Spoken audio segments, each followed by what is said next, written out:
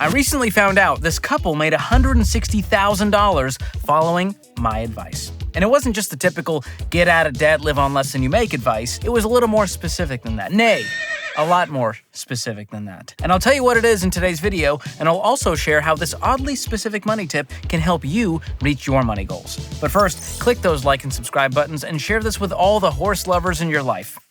It won't make sense now, but it's about to. This suspense is killing me. Okay, so what was the advice that made this couple $160,000? Well, it all goes back to a now infamous call I took on the Ramsey show, where I told a caller what she should do with her horse. Check it out. Katie, I'm going to give you a hard challenge. Could you sell the horse? Would you do it? I can't. Why not? Well, I've had this horse 11 years. And Katie, there's other horses out there. It doesn't even know your name. There's more horses for you on the other side. George. Listen, I want Katie to win. Oh my gosh. She's got a mess to clean up. I know it sounds bad, but I apologized and we're Instagram friends now. I even got to meet her at one of our events. Look at George. He even looks like me. He has my email here from high school. Although I did almost get canceled by the equestrian community for that one. But since then, it's become a recurring meme on this YouTube channel and beyond. I bought courtside seats to a Globetrotters game and a horse that most likely does not know my name. So if you're new to the channel and you've been wondering why there's so many horse references, now you know. It became a whole thing and people were even calling it #HorseGate. That's the level of drama I like to see. I just want to be a part of something bigger than myself, you know? So you can imagine how delighted I was to see this post in the Ramsey Baby Steps Facebook community. Landon said, George Kamel said sell the horse, so that's what we did. Me and my wife both work in the thoroughbred industry, and we own a mare that we breed to sell the babies. This baby of our mare in one fell swoop took us from baby step 2, in debt, into baby steps 4, 5, and 6. Paying off the remainder of our student loans, funding our 6-month emergency fund, and maxing out our 401ks for the year. We feel so blessed with this opportunity after already paying off our $35,000 car loan and cash flowing our wedding and working down the student loans since January of 2023.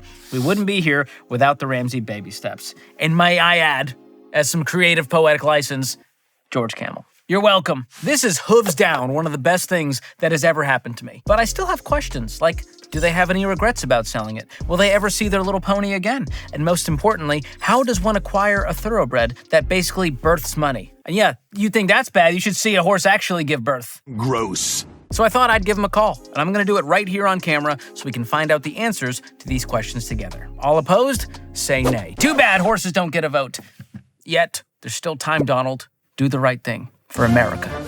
Landon, thanks for joining us. Oh, thanks for having me. So we got to hear about this horse situation. What exactly happened? Yeah, so we own a mare, and we ended up breeding her before we found the Ramsey Baby Steps, and so we ended up selling the foal this would have been January. And for idiots like me, a foal is just a baby horse. Yeah, a baby horse. Yeah, anything Less than under a year old. Yes, sir. Okay, that helps me. Okay, so you breed the mare, you get the foal. What next? We always planned to sell the foal. Just didn't think that it was going to produce us, the result that we had. But yeah, the result was always to sell the foal, and so we decided to sell it in January. Where we were in the baby steps, we're like, look, let's get everything that we owe out the door.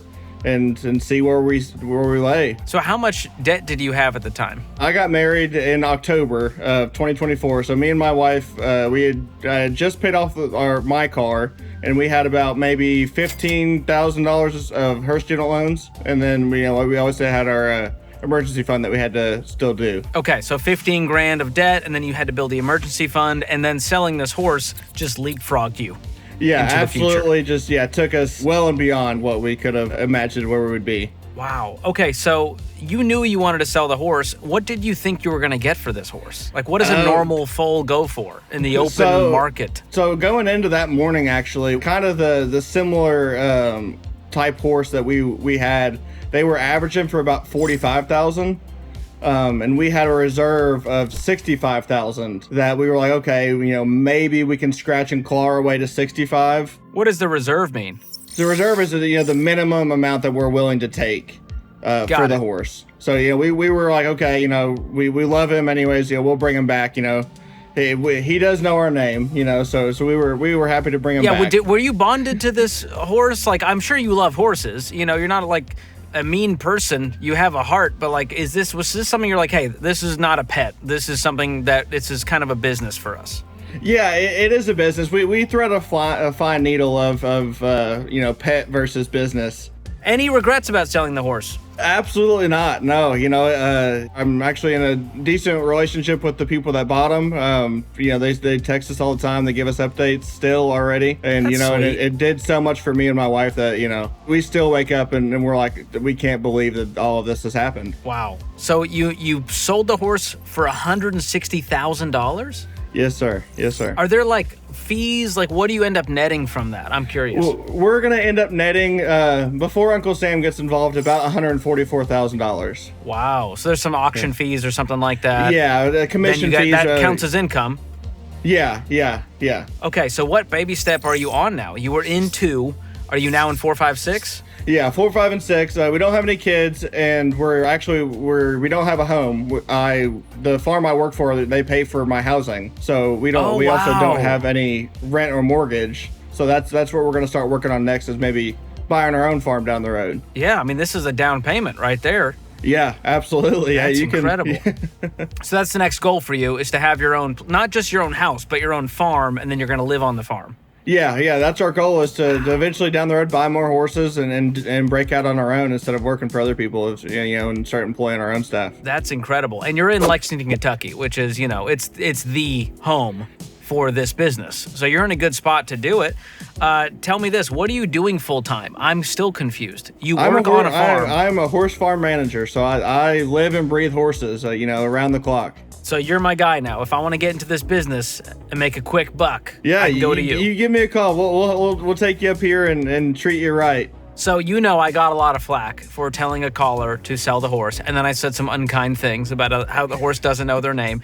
But looking back at that call, being in this business, what would you tell someone else who was in that situation? They're, you know, deeply in debt. They have this horse they could sell for, you know, 10, 20, 30, 40, maybe $100,000. What do you tell that person who's very attached to this horse? Honestly, I would do it again in a heartbeat. Just the peace of mind that it gave us, you know, where it put us. It was, you know, the hardest and best decision we've made. Beautiful. So there is some sacrifice. A piece of your heart goes with that horse, but for you didn't mix, you know, business with pleasure, saying, oh, this is my pet that sleeps in my bed. You went, this is a horse that we bred for this reason. We knew we were going to sell it, and that helped you make this decision.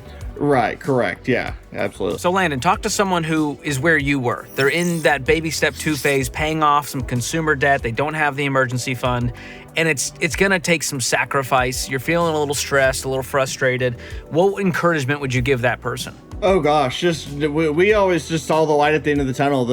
We were given the Ramsey program and the Financial Peace University from some friends that they had been they're on the other side of it. They're in baby step 4, 5, and 6, and just seeing how much just peace they had in their lives, you know, that they just were able to go to work every day, and they were able to devote themselves to their family and everything, and we were just like, that's what we want. And luckily you're in a business where you're able to leapfrog it. You know, this, for someone else, this might be getting the second job, cutting the spending, selling the thing they don't want to sell. And so there is a piece that is some short-term sacrifice for long-term gain. Was that your experience? Absolutely. Yeah, I took this job actually as a baby step 2 kind of sacrifice. You know, I had a different job, and this job offered free housing that would allow us to put more towards our debt. So that's how I actually ended up in this job. Well, I'm so proud of you guys. You've come a long way very quickly, thanks to your know-how, your talent, your skills, your hard work, and then, of course, a little bit of, you know, majestic luck with this horse just being a $160,000 horse. Well, Landon, thanks again so much. Hopefully we'll talk again soon. Thank you. Yeah, looking forward to it. Okay, I love their story, and as random as it may seem, I think it's super relevant to those of us who are horseless too. And I'll tell you how, but first I want to tell you how you might be able to save some money on your phone plan, and that's by switching to Tello, a sponsor of today's episode. Tello has crazy affordable plans that get you the same reliable coverage as the big guys, but with pricing so low, you won't need to sell livestock to afford it. We're talking $5 a month or $25 a month for the unlimited everything plan. And here's the cool part. No contracts, you can upgrade or downgrade whenever you want, and you can get started from the comfort of your own home and keep your same phone and phone number. And if you want to save even more, you'll get an extra $5 off your first month by going to tello.com/George or use the link in the description below. And speaking of saving money, if you're stashing cash in a regular old savings account earning dismal interest, it's time to do better. Look into a high-yield savings account like the one offered by online bank Laurel Road, another sponsor of today's episode. With Laurel Road, your account balance earns top-tier APY, so your money is making you more money. Whether you're saving up for a new car, a down payment on a house, or a thoroughbred with genetic diversity, strong hindquarters, and no history of drug use. Much like me. Plus, with Laurel Road, there's no minimum balance required to open an account, your deposits are FDIC insured, and there's no hidden fees. Learn more by going to laurelroad.com/George or click the link in the description. Okay, so you might be wondering how all this equine stuff applies to you if you don't have a barn full of thoroughbreds. You know what they say, you can't sell a horse you don't have. No one says that. Well, here's the deal. There's an overarching principle here that applies to all of us, and it's this. Drastic times call for drastic measures. If you're stuck deep in a financial hole, it's going to take some deep sacrifice to get out. And that might require parting with something that you really want to keep, especially if you're saddled with debt. So my question to you is this.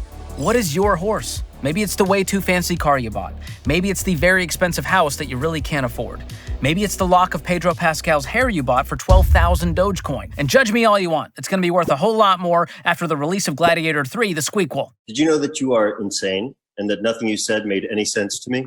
And the sacrifice here might not be selling something. It could be cutting back on spending or taking on an extra job. And this isn't easy or fun, but if it helps you reach your money goals faster, it will be worth it. And that's what I love about this couple's story. They did what it took to win. Anyway, if you want some more non-horse related tips for creating financial margin, check out my free guide to finding margin with your money, which includes 10 ways to spend less and 10 ways to make more. I'll drop a link below, go check it out. But let's say you've already sold your hypothetical horse and you're still struggling with money. Well, if that's you, keep watching this next video to see how to stop living paycheck to paycheck without getting a second job. Or click the link in the description to watch. Thanks for watching, we'll see you next time.